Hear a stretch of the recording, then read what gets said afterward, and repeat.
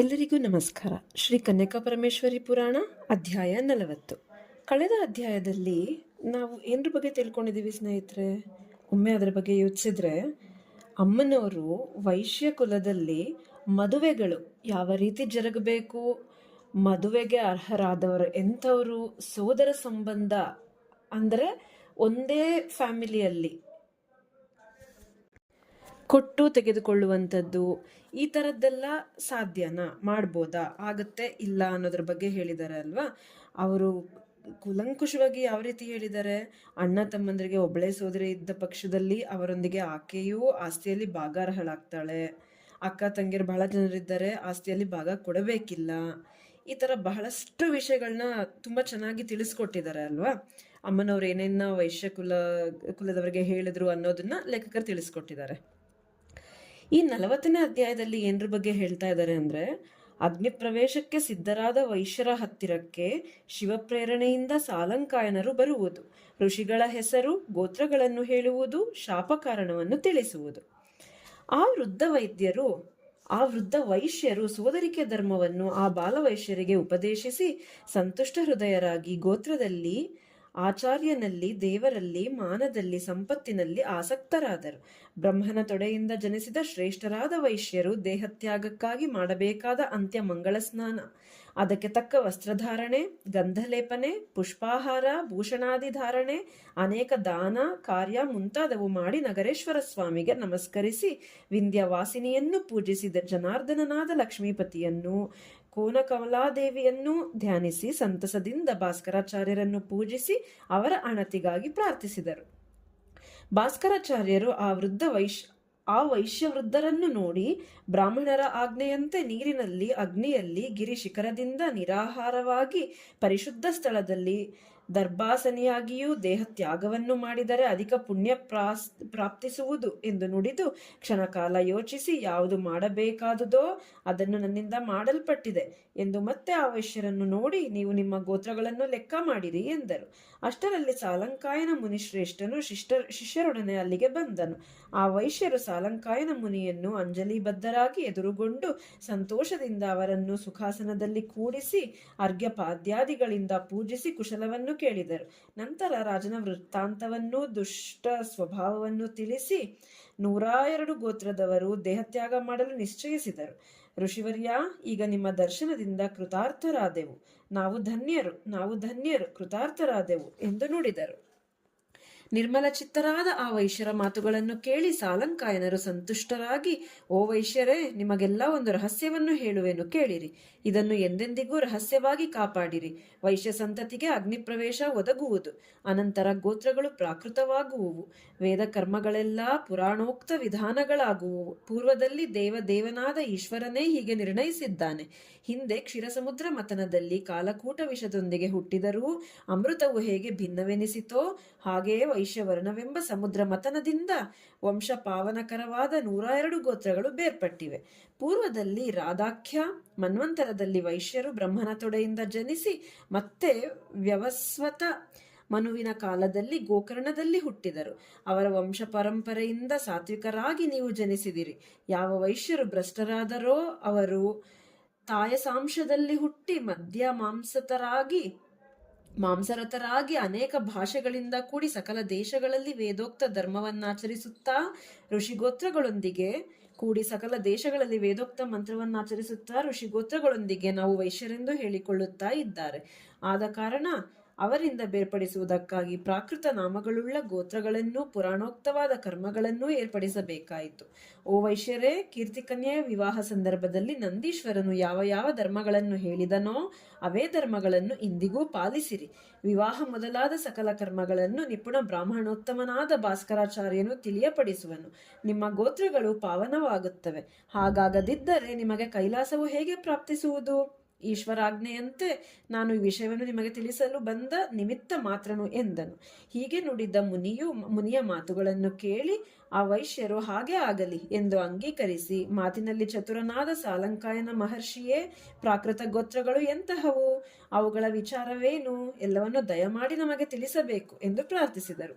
ಆಗ ಸಾಲಂಕಾಯನರು, ಅಯ್ಯ ವೈಶ್ಯರೇ, ಇನ್ನು ಮೇಲೆ ನಿಮ್ಮ ವಂಶ ಸಂಜಾತರಿಗೆ ಋಷಿಗೋತ್ರಗಳನ್ನು ಹೇಳಬಾರದು. ಇನ್ನು ಮೇಲೆ ಅವರವರ ಕೂಟಸ್ಥ ಪುರುಷರ ನಾಮಗಳೇ ಗೋತ್ರಗಳಾಗುವವು. ಅವುಗಳನ್ನು ನಾನು ಹೇಳುತ್ತೇನೆ, ಭಕ್ತಿಯಿಂದ ಕೇಳಿರಿ. ಗೋಕರ್ಣ ವಿವರದಿಂದ ಜನಿಸಿ ಬಂದ ಪ್ರಪಿತಾಮಹರ ಹೆಸರುಗಳೇ ನಿಮಗೆ ಪಾವನಕರವಾದ ಗೋತ್ರಗಳು ಆಗುವವು. ಯಾರು ಅವುಗಳನ್ನು ಪರಿಹಾಸ ಮಾಡುವರೋ ಅವರು ಕುಲಭ್ರಷ್ಟರಾಗುವರು. ಯಾವ ವೈಶ್ಯರು ಭಕ್ತಿಯಿಂದ ಅವುಗಳನ್ನು ಅನುಸರಿಸುವರೋ ಅವರಿಗೆ ಸಕಲ ಆರೋಗ್ಯ ಸಂಪತ್ತುಗಳು ಲಭಿಸುವವು. ಪ್ರಸಿದ್ಧವೂ ಪವಿತ್ರವೂ ಆದ ಆ ಗೋತ್ರಗಳನ್ನು ಈಗ ಹೇಳುತ್ತೇನೆ. 34 ಗೋತ್ರಗಳು ಇಬ್ಬರಿಬ್ಬರು ಋಷಿಗಳಿಂದ ಕೂಡಿ 17 ಗಣಗಳು ಪ್ರವರಗಳು ಹೇಳಲ್ಪಟ್ಟಿವೆ.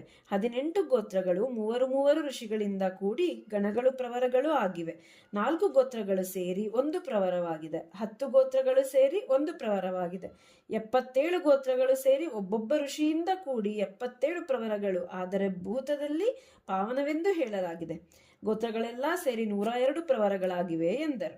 ಆಗ ಆ ವೈಶ್ಯರು ಆತನೆಡೆಗೆ ತಿರುಗಿ, ಕರುಣಾಸಮುದ್ರನಾದ ಸಾಲಂಕಾಯನ ಋಷಿಯೇ, ನೀವು ಈಗ ಹೇಳಿದ ಗೋತ್ರಗಳಲ್ಲಿ 2 ಋಷಿಗಳಿರುವ ಗೋತ್ರಗಳಾವುವು?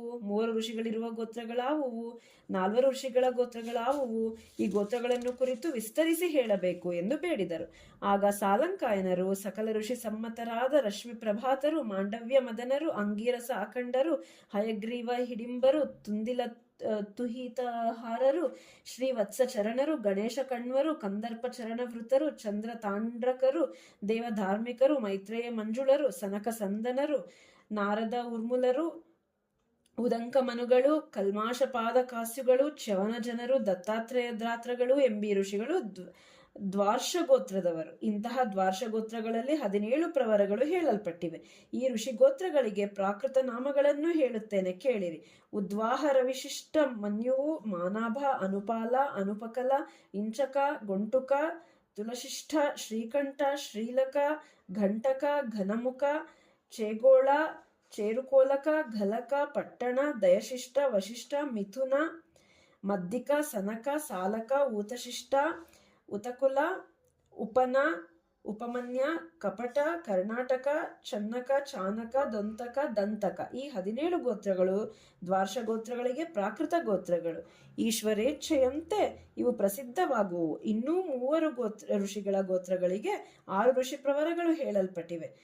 ಮುಕ್ತಿಪ್ರದ, ಪ್ರೌನಿರತ, ಮೌದ್ಗಲ್ಯ ಈ 3 ಋಷಿಗಳುಳ್ಳವರು. ಮೌದ್ಗಲ್ಯ ಸನಗೋತ್ರಜರು. ಅಗಹರಿ, ಯಾಜಿಕ, ಯಾಜ್ಞವಲ್ಯ ಈ 3 ಋಷಿಗಳುಳ್ಳವರು. ಯಾಜ್ವವಲ್ಕರ್ ಸಗೋತ್ರಜರು. ಚತುಷ್ಕರ್ಣ, ಚರಮತಿ, ಚರಿತವ್ರತ ಈ 3 ಋಷಿಗಳಿದ್ದರೆ ಚರಿತವ್ರತ ಗೋತ್ರಜರು. ಪೌಂಡ್ರಕ, ಪುಷ್ಪದಂತ, ಪುರುಕುತ್ಸ ಈ 3 ಮುನಿಗಳಿದ್ದರೆ ಚಿತ್ರವ್ರತ ಸಗೋತ್ರಜರು. ಚಿತ್ರಕಂಠ, ಚಿತ್ರವ್ರತ ಈ 3 ಋಷಿಗಳಿದ್ದರೆ ಚಿತ್ರವ್ರತ ಸಗೋತ್ರಜರು. ವಾಯುವ್ಯ, ವಾಮದೇವ, ವಾಮನ ಈ 3 ಮುನಿಗಳಿದ್ದರೆ ವಾಮನ ಸಗೋತ್ರಜರು. ಈ ಋಷಿಗೋತ್ರಜರಿಗೆ ಪ್ರಾಕೃತ ನಾಮಗಳನ್ನು ಹೇಳುವೆ, ಗಮನಿಸಿ. ಮುನಿಕುಲ, ಮೂಲಕುಲ, ನಾಭೀಲ ಈ 3 ಸಗೋತ್ರಗಳು. ಯವಿಶಿಷ್ಟ, ಅರಶಿಷ್ಟ, ಅರಸಕ ಇವು ಸಗೋತ್ರಗಳು. ಚಿಂತಾಕುಲ, ಚಿಂತಮಕುಲ, ಚಿತ್ರಶಿಷ್ಟ ಇವು ಸಗೋತ್ರಗಳು. ಪ್ರೋಲಾಖ್ಯ, ಪುಂಸಕ, ಪ್ರೋವಿಶಿಷ್ಟ ಇವು ಸಗೋತ್ರಗಳು. ವ್ರಕ್ಕಾಲ, ವ್ರಕ್ಕಶಿಷ್ಟ, ವ್ರಂಗಮ ಇವು ಸಗೋತ್ರಗಳು. ವೈಶ್ಯೋತ್ತಮರೇ, ಪಾದನೇತ್ರ, ಪಾದಯಾತ್ರ, ಕಾಮಧೇನು, ಪರಾಶರ ಇವರು ಸಗೋತ್ರಜರು. ಪ್ರವರ ಒಂದೇ. ಮತ್ತೆ ಆ 4 ಋಷಿಗಳಿಗೆ ಪ್ರಾಕೃತ ಗೋತ್ರಗಳೆಂದರೆ ಪಡಗ, ಪಾಂಚಾಳ, ಪಾಕಸ ಮತ್ತು ಕಮಟ. ಗೋವ್ರತ, ಉತ್ತಮ, ಪಾರದ, ಪವ್ರತ, ಸಕ್ತುಪ್ರಸ್ಥ, ಭೀಷಣ, ವಿಜಯ, ನಾಚಿಕೇತ, ಪುಲಸ್ತ್ಯ, ಸೂನೃತರಿಂದೊಡಗೂಡಿದ 10 ಗೋತ್ರಗಳು ಹೇಳಲ್ಪಟ್ಟಿವೆ. ಇದು 10 ಋಷಿಗಳ ಗೋತ್ರವೆಂದು ಕರೆಯಲ್ಪಡುತ್ತದೆ. ಇದಕ್ಕೂ ಒಂದೇ ಪ್ರವರವೆಂದು ಹಿರಿಯರು ಹೇಳುತ್ತಾರೆ. ಇವು ತಮ್ಮ ಪ್ರಾಕೃತ ನಾಮಗಳಾದ ಗೋಶೀಲ, ಉತ್ತಮ ಗೋಶೀಲ, ಪಲ್ಲವ ಗೋಶೀಲ, ಪಟುಗೋಶೀಲ, ಸತ್ವಗೋಶೀಲ, ಭೀಮಗೋಶೀಲ, ವೃಷಗೋಶೀಲ, ನಂದಗೋಶೀಲ, ಪುನಕ, ಸೂರ್ಯರಿಂದೊಡಗೂಡಿದ 10 ಸಮಾನ ಗೋತ್ರಗಳು. ಈ 10 ಗೋತ್ರಗಳಿಗೂ ಪ್ರವರ ಒಂದೇ ಎಂದು ಹೇಳಿದ್ದಾರೆ. ಗೌತಮ, ಭಾರ್ಗವ, ಮತಂಗ, ಜೈಮಿನಿ, ಪೂತಿಮಾಷ, ಚರತತ್ವ್ಯ, ವಿಶ್ವಾಮಿತ್ರ, ಸುತೀಕ್ಷ್ಣ, ಕನಕಪಾಲ, ಸಂವರ್ತಕ, ತುಂಬುರು, ಪೀಶೀಲ, ಸನತ್ಸು, ಜಾತ, ವರುಣ, ಕೃತ್ಸ್ನಕ, ಕಪಿಲ, ಸಾಂದೀಪಕ, ಅಪಸ್ತಂಭಿ, ಮಂದಪಾಲ, ಭಾರದ್ವಾಜ, ಬೃಹದ್ವಶು, ಋಷಶೃಂಗ, ವಾಲಕಿಲ್ಯ, ಕೂರ್ಮ, ಮಂಜುಳ, ವ್ಯಾಧಕ, ಮಾರ್ಕಂಡೇಯ, ಶಾಂಡಿಲ್ಯ, ಶಮೀಕ, ಶ್ರೀಧರ, ಪವ್ರತ, ಪ್ರಮಥ, ಘಂಟ, ಭವ, ವೇದನಿಧಿ, ಭೃಗು, ರೈಬ್ಯ, ಕೌಂಡಿನ್ಯ, ಹರಿವಕ್ತ್ಯು, ಪವಿತ್ರಪಾಣಿ, ಅಕ್ಷಯ, ಬೋಧಾಯನ, ಬಿಂಗಳ, ಸತ್ಯವ್ರತ, ಮಹಾಸೇನ, ಕಾಮುಕಾಯನ, ಕೌತ್ಸುಕ, ಸ್ಥೂಲಶೀರ್ಷ, ದ್ವೈಪಾಯನ, ಮಾಧವ, ಶರಭಂಗ, ದೌಮ್ಯ, ತುರ್ಯವ್ರತ, ಮೌಸಲ, ಪಾವನ, ವಿಷ್ಣು, ಜಾತವೇದ, ಬೃಹಸ್ಪತಿ, ವಶಿಷ್ಠ, ಪುಂಡರೀಕ, ಶರ, ಗಾರ್ಗ್ಯ, ಕೃಷ್ಣ, ತ್ರಿಜಟ, ಕಾಂಚನ, ಶೌನಕ, ಅಶ್ವಿಲಾಯ, ವಿಶ್ವಕ್ಸೇನ, ಪೂತಿಮಾಶ, ಜಾಬಾಲಿ, ಶಾರ್ಕಿ, ಮಹಾತೇಜ, ಶರಭಂಗ, ಪೌಲಸ್ತ್ಯ, ಕಾಶ್ಯಪ. ಈ ಋಷಿಗೋತ್ರಗಳಿಗೆ ಪ್ರಾಕೃತ ಹೆಸರುಗಳೆಂದರೆ ಗ್ರಂಥಶೀಲ, ಬುದ್ಧಿಕುಲ, ವೆಲಿಗೊಳ್ಳ, ಕೋರಟ, ಪೆದ್ದಿಶಿಷ್ಟ, ಪೇದಿಶಿಷ್ಟ, ವಿನಿಕ, ಸೂರ್ಯಶಿಷ್ಟ, ಕನಕಪಾಲಕ, ಧನಗುಳ್ಳಕುಲ, ಸಾತಾಲ, ತುತ್ವಾಲ, ವಸಂತಕ, ಜಗನ್ನುತ, ಪುಷ್ಟಕುಲ, ಮಾಸಂತ, ವಿಕ್ರಮ, ಆಯನ, ಮಂಡಕ, ಬಲಿಶಿಷ್ಟ, ಪದ್ಮಶಿಷ್ಟ, ಅನಂತ, ಪೆನ್ನಕ, ಕೋಮರಿ, ಶಿಷ್ಟ, ಮೂರುಕುಲ, ಮುಂಜಿಕ, ಅಭಿಮುಂಜಿಕ, ಚನ್ನಶಿಷ್ಟ, ಚೆನ್ನಿಶಿಷ್ಟ, ಶಿರಿಪೈಡಿಕ, ಪ್ರಮದ, ಘನಶ್ರೀಲ, ವೇಕ್ಕೋಲ, ಪೃಥ್ವಿಶಿಷ್ಟ, ದೇಟಕುಲ, ಮುಷಿರಕುಲ, ಸೂಪಾಳಿಕುಲ, ಚಿದುರು ಬಿಲ್ಲಕುಲ, ದೀಕ್ಷಾಕುಲ, ಬುದುರುಕುಲ, ಎನಸ, ಕಾಮಿಶಿಷ್ಟಕ, ತ್ವಂದಿಕ, ವಸ್ತಿಕ, ಕದಂಬ, ಅನುಮರ್ಷಣ, ಯಲಮಂಶಿಕುಲ, ತ್ರಿಮೂಲಕುಲ, ಮುಷ್ಟುಕ, ಕ್ರಮಶಿಷ್ಟ, ಚಂಡಿಕ, ತೋಟಕ, ಪ್ರೌಢಯಾತಕುಲ, ಅಂಗಕುಲ, ಸೋಮಶಿಷ್ಟ, ಪಾಲಕುಲ, ಇಸಮಾಖ್ಯ, ಚಿತ್ರಮೂಲ, ವೃದ್ಧಿಕುಲ, ವಸ್ತುಕುಲ, ದ್ರಾಮಕ, ಕಮಲ, ಕಾಲ್ಯಾಕ, ಧನಕ, ತ್ರಿವಿಕ್ರಮ, ಶಮನ, ಶೌನಕ, ಅಮಲ, ವಿಪರಿಶಿಷ್ಟ, ತುಳಸಿಕುಲ, ಭೀಮಶಿಷ್ಟ, ಗುಂಡುಕುಲ, ಇಕ್ಷ್ವಾಕುಕುಲ, ಹಸ್ತಿಕುಲ, ಗಣತಾಖ್ಯವೆಂಬ ಈ 77 ಒಬ್ಬೊಬ್ಬ ಋಷಿಗೋತ್ರಗಳು. ಈ ರೀತಿ ವರಸೆಯಾಗಿ 102 ಗೋತ್ರಗಳು ಪಾವನವಾದವು. ಈ ಗೋತ್ರಗಳನ್ನು ಆದಿಯಲ್ಲಿ ಬ್ರಹ್ಮನೇ ಹೇಳಿದ್ದಾನೆ. ಇವನ್ನು ಬದಲಿಸಲು ಯಾರೂ ಅರ್ಹರಲ್ಲ. ನೀವು ಲೋಕಪ್ರಸಿದ್ಧವಾದ ಈ ಗೋತ್ರಗಳನ್ನು ಮಾತ್ರ ಗ್ರಹಿಸಬೇಕು. ನೀವು ಇನ್ನೇನಾದರೂ ಕೇಳಬೇಕಾದರೆ ಕೇಳಿ, ಹೇಳುತ್ತೇನೆ ಎಂದರು.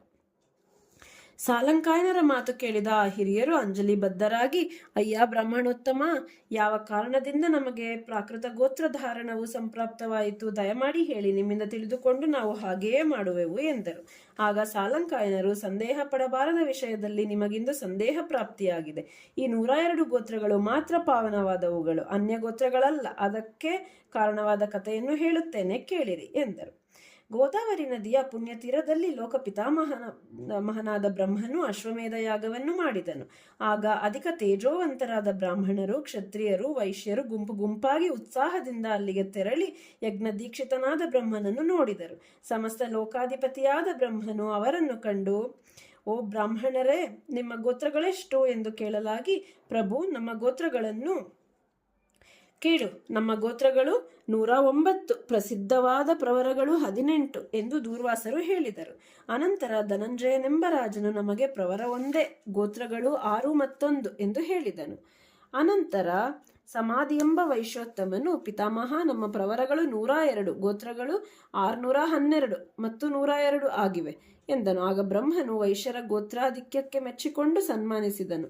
ಆ ಸಮಯದಲ್ಲಿ ಬ್ರಹ್ಮ ಸನ್ಮಾನದಿಂದ ಗೋತ್ರ ಗರ್ವಿತರಾದ ಕೆಲ ವೈಶ್ಯರು ಬ್ರಾಹ್ಮಣರನ್ನು ನೋಡಿ ಪರಿಹಾಸಿಸಿದರು. 102 ಗೋತ್ರಗಳವರು ಅವರು ಪರಿಹಸಿಸಿದ್ದನ್ನು ಕಂಡು ವಸ್ತ್ರಗಳಿಂದ ಮುಖ ಮುಚ್ಚಿಕೊಂಡರು.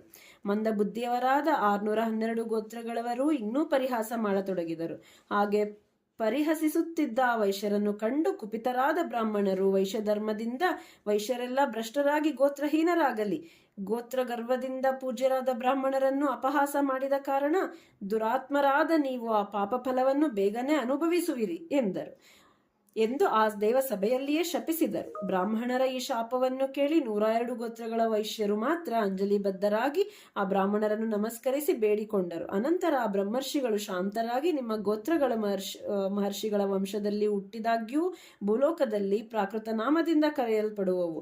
ಅವು ಪ್ರಾಕೃತ ನಾಮದಿಂದ ಕರೆಯಲ್ಪಟ್ಟರೂ ನೆಲಕ್ಕೆ ಬಿತ್ತಿದ ಬೀಜಗಳಂತೆ ವೃದ್ಧಿ ಹೊಂದಿ ಭೂಮಿಯಲ್ಲಿ ಸ್ಥಿರವಾಗಿ ಬ್ರಾಹ್ಮಣಾಗ್ರಹದಿಂದ ಪವಿತ್ರವಾಗಿ ಇರುವವು.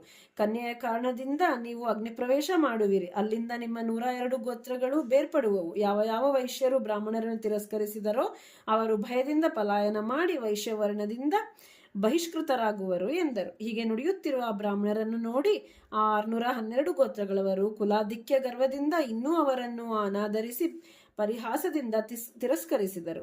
ಆ ಬ್ರಹ್ಮ ಸಭೆಯಲ್ಲಿ ಮೂಢಾತ್ಮರಾದ ವೈಶ್ಯರು ಅಧಿಕ ಅಟ್ಟಹಾಸದಿಂದ ಕೈಗಳಿಂದ ಒಬ್ಬೊಬ್ಬರನ್ನು ತಟ್ಟುತ್ತಾ ಮತ್ತೆ ಪರಿಹಾಸ ಮಾಡಿದರು.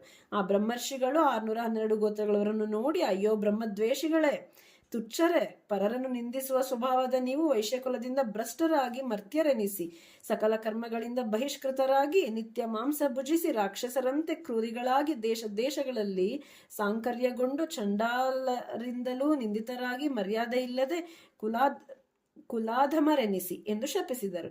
ಹೀಗೆ ಶಪಿತರಾದ ಅವರು ತಮ್ಮ ತಮ್ಮ ಪಟ್ಟಣಗಳಿಗೆ ತೆರಳಿದರು. ಆ ಶಾಪವನ್ನು ಅನಾದರಿಸಿ ಕುಲಗರ್ವದಿಂದ ಪರ್ವತ ಸಮಾನರಾದ ಆ ವೈಶ್ಯರು ತೆರಳಿ ಹೋದರು. ಮತ್ತೆ 102 ಗೋತ್ರಗಳವರು ಮಾತ್ರ ಬ್ರಹ್ಮ ಸಮೀಪದಲ್ಲಿಯೇ ಸೇವಾಸಕ್ತರಾಗಿ ಹಾಗೆಯೇ ಇದ್ದರು. ಆದ್ದರಿಂದ ಇದು ಮೊದಲುಗೊಂಡು ಕಲಿಯುಗದಲ್ಲಿ ದುರಾತ್ಮರಾದ 612 ಗೋತ್ರಗಳ ಪೈಕಿ ಶಾಂಡಿಲ್ಯ ಗಣದವರು, ಭಾರ್ಗವ ಗಣದವರು ಮತ್ತಿತರ ಕೆಲವು ವೈಶ್ಯವರ್ಣದಿಂದ ಬಹಿಷ್ಕೃತರಾಗಿ ನಿತ್ಯವೂ ಮದ್ಯಮಾಂಸ ಭಕ್ಷಿಸಿ ನಾನಾ ದೇಶಗಳಲ್ಲಿ ಸಾಂಕರ್ಯಗೊಂಡು ತಿರುಗಲಿ. ಏಕೆಂದರೆ ಅಂದು ಸಂಪ್ರಾಪ್ತವಾದ ಶಾಪವನ್ನು ನೀವಿಂದು ಅತಿಕ್ರಮಿಸಲಾರಿರಿ. ಪುರಾಣೋಕ್ತ ಕರ್ಮವೇ ನಿಮಗಿನ್ನು ವೇದೋಕ್ತವೆನಿಸುವುದು. ಈ ವಾಸವ ಕನ್ಯೆಯು ಮಹಾತ್ಮನೂ ದೇವನೂ ಆದ ಶಂಕರನ ಅರ್ಧಾಂಗಿಯಾದ ಮಹಾದೇವಿ. ಈಕೆಯ ಚರಿತ್ರೆಯು ಮುಖ್ಯವಾಗಿ ವೈಶ್ಯವಂಶವನ್ನು ಪಾವನಗೊಳಿಸುವುದು, ಪಾಪನಾಶಿಯೂ ಆಗಿದೆ. ನಾನೀ ದುರ್ಲಭವಾದ ಕಥೆಯನ್ನು, ಕರ್ಮಕಾಂಡವನ್ನು ರಚಿಸುತ್ತಿರುವೆನು. ಹೀಗೆ ಶಂಕರನಿಂದ ಹೇಗೆ ಹೇಳಲ್ಪಟ್ಟಿದೆಯೋ ಹಾಗೆ ವೃತ್ತಾಂತವನ್ನು ನನ್ನಿಂದ ಇಂದು ಹೇಳಲ್ಪಟ್ಟಿದೆ. ಮಿಕ್ಕ ವೃತ್ತಾಂತವನ್ನು ಬ್ರಹ್ಮವಂಶ ಸಂಜಾತರಾದ ಈ ಭಾಸ್ಕರಾಚಾರ್ಯರು ರಚಿಸುವರು. ನಿಮ್ಮ ವಂಶವು ಅಚಂದ್ರಾರ್ಕವಾಗಿ ಬೆಳಗುವುದು ಎಂದು ನುಡಿದು ಸಾಲಂಕಾಯನರು ತಮ್ಮ ಆಶ್ರಮಕ್ಕೆ ಮರಳಿದರು. ಇಲ್ಲಿಗೆ ಅಧ್ಯಾಯ ಮುಕ್ತಾಯ. ಧನ್ಯವಾದಗಳು. ಜೈ ವಾಸವಿ.